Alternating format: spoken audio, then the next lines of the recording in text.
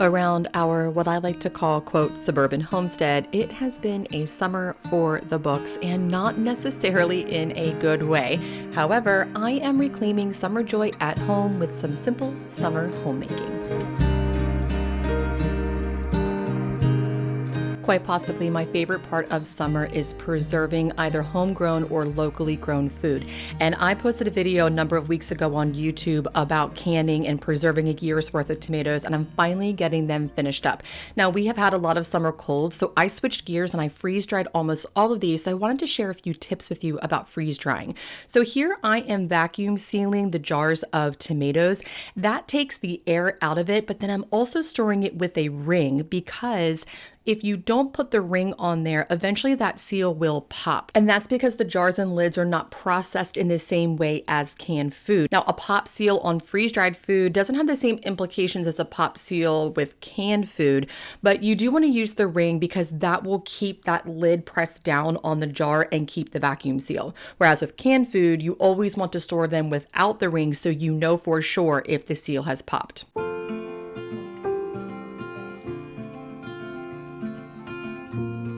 And now you might be thinking like, hey, I thought we were talking about simple summer homemaking and now we're talking about food preservation and canning and jars and botulism and all these things.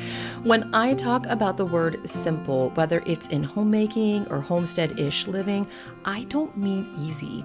More so, I think of simple living as embracing what is most important to you and letting go of things that don't matter.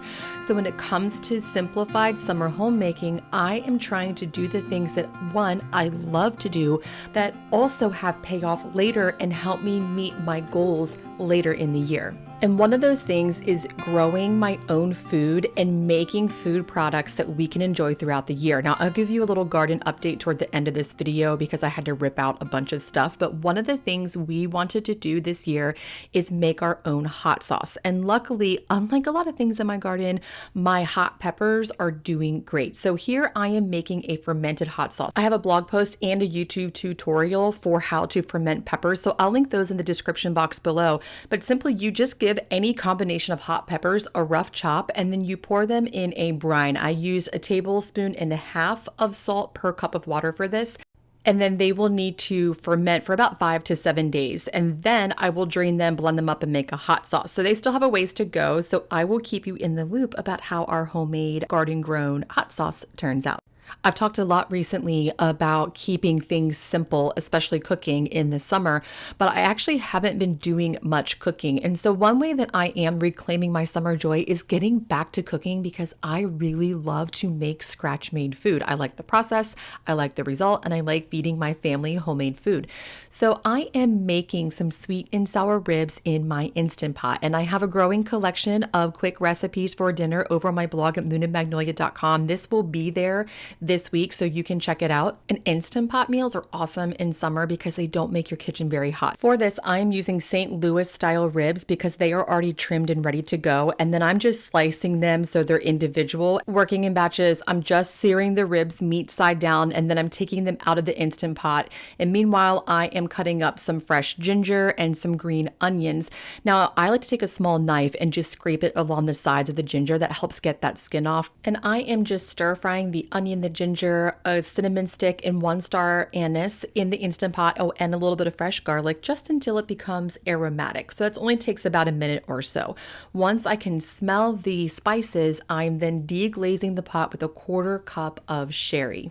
This recipe is inspired by and more akin to a Chinese sweet and sour flavor rather than maybe what we're more used to in terms of like a Hawaiian pineapple-y sweet and sour. But some of those ingredients can be a little hard for me to find in this area. So for the sauce, I'm using sherry, balsamic vinegar, soy sauce, coconut aminos, and brown sugar. I used 1/4 cup of each, but with these sorts of sauces, they're really forgiving, so you can totally eyeball them. And then I'm putting the ribs into the Instant Pot, cooking it for 12 minutes, and when they are done, taking them out, and then I am cooking down the sauce a little bit. You could add any more ingredients to the sauce if you prefer. I thought it was delicious as is, so I just boiled it down for about 3 or 4 minutes until it was just a little thicker. And then I served the ribs over rice and drizzled the sauce over it, and it was delicious. And it isn't so much that cooking is reclaiming my joy, but the reality is I feel better when I have scratch made food. The food tastes better. And in the end, that result just makes life a little bit better. So I am trying to prioritize scratch-made food. Now, one thing I like to do is keep freezer ingredients on hand, and I almost always have some rice in the freezer. And that makes this meal even easier. So all I'm doing here is putting some frozen rice right into my cast iron Dutch oven with a little bit of water. And basically, I'm just steaming it until it thaws. And these little hacks make simplified living so much easier. Again, this recipe will be over on my blog at moonandmagnolia.com this week. So head over there to grab it, and don't forget to sign up for the email list too, because you will get all of these recipes directly in your inbox. I'll leave a link for that in the description box below. Part of reclaiming my summer joy is getting back out in the garden, which is a little bit of a catch-22 because I love being out there, but my garden is a mess and it needs a lot of work. We have had a very challenging summer here. It has been excruciatingly hot. We've had almost no rain, and I have big bug problems in my garden. Gardening is a great example of how simple living and joyful living doesn't necessarily mean easy. There is a lot of work and labor that has to be done to tend to and maintain a garden, and often that happens during the hottest time of year, and it can be kind of miserable. But the results from the garden, the fruits of your labor, are awesome.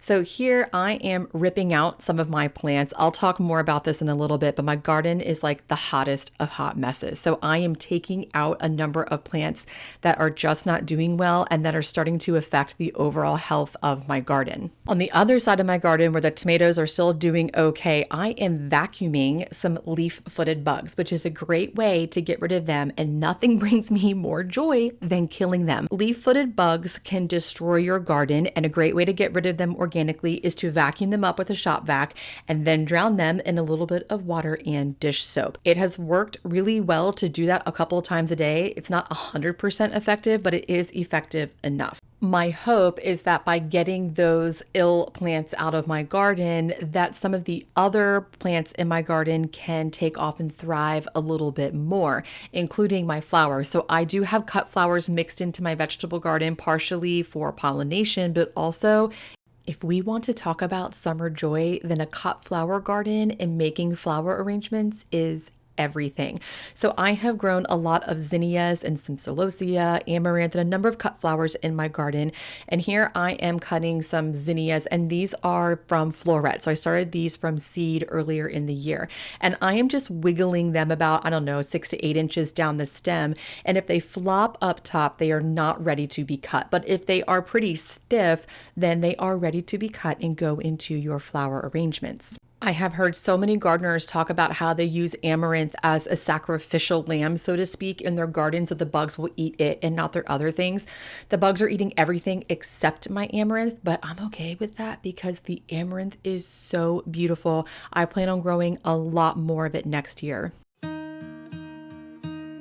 So when I make flower arrangements, what I do is I take out any flowers from my old arrangements that still look good and then incorporate them into my new ones. And I will say I grew straw flowers for the first time this year. I only have one straw flower plant.